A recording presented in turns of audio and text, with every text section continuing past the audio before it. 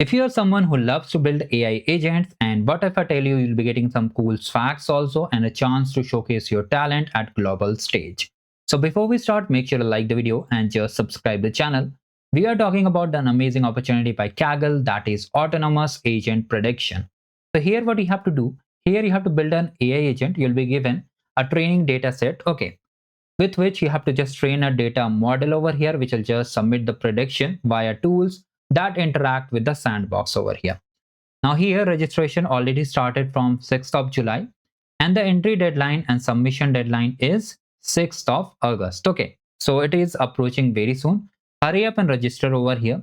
Now what are the contents you have to submit? Here, unlike the other normal hackathons where you have to just submit the deck only, here you have to submit the entire file. Okay, including the agent file. You have to create a submissions.zip file which will contain all the files inside it, including the prompts, including the sub-agent tools, all the thing resources in this particular format. Okay, you can use the GitHub to store all the code and share the GitHub link over here.